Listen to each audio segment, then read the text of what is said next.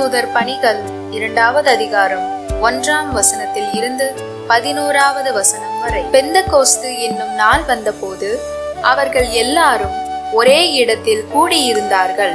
திடீரென்று கொடுங்காற்று வீசுவது போன்று ஒரு இரைச்சல் வானத்தில் இருந்து உண்டாகி அவர்கள் அமர்ந்திருந்த வீடு முழுவதும் ஒலித்தது. மேலும் நெருப்பு போன்ற பிளவுற்ற நாவுகள் ஒவ்வொருவர் மேலும் வந்து அமர்ந்ததை அவர்கள் கண்டார்கள். அவர்கள் அனைவரும் தூய ஆவியால் ஆட்கொள்ளப்பட்டனர். தூய ஆவியின் தூண்டுதலால் அவர்கள் ஒவ்வொருவரும் வெவ்வேறான மொழிகளில் பேசத் தொடங்கினார்கள்.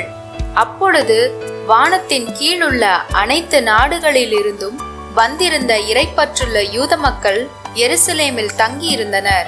அந்த ஒளியை கேட்டு கூடி திரளான மக்களுள் ஒவ்வொருவரும் தம் சொந்த மொழிகளில் அவர்கள் பேச கேட்டு குழப்பமடைந்தனர்.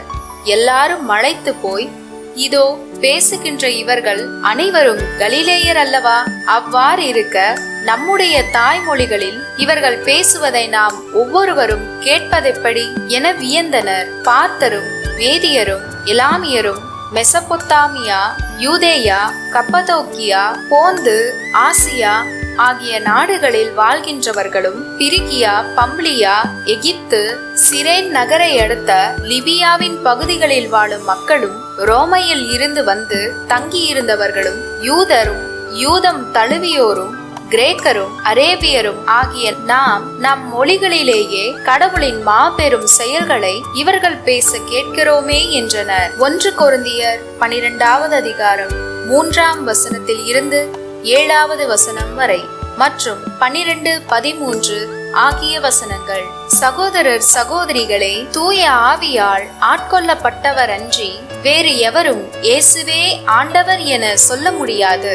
இதை நீங்கள் தெரிந்து கொள்ள வேண்டும். அருள் கொடைகள் பல வகை உண்டு, ஆனால் தூய ஆவியார் ஒருவரே. திருத்தொண்டுகளும் பல வகை உண்டு, ஆனால் ஆண்டவர் ஒருவரே. செயல்பாடுகள் பல வகை உண்டு, ஆனால் கடவுள் ஒருவரே. அவரே எல்லாரிடமும் எல்லாவற்றையும் செயல்படுத்துபவர். பொது நன்மைக்காகவே தூய ஆவியாரின் செயல்பாடுகள் ஒவ்வொருவரிலும் வெளிப்படுகிறது. உடல் ஒன்றே, உறுப்புகள் பல. உடலின் உறுப்புகள் பலவாயினும் உடல் ஒன்றாயிருப்பது போல கிறிஸ்துவும் இருக்கிறார். ஏனெனில் யூதரானாலும் கிரேக்கரானாலும் அடிமைகள் ஆனாலும் உரிமை குடிமக்கள் ஆனாலும் நாம் எல்லாரும் ஒரே தூய ஆவியால் ஒரே உடலாய் இருக்கும்படி திருமுழுக்கு பெற்றோம். அந்த ஒரே ஆவியையே பானமாகவும் பெற்றோம் என்றார்.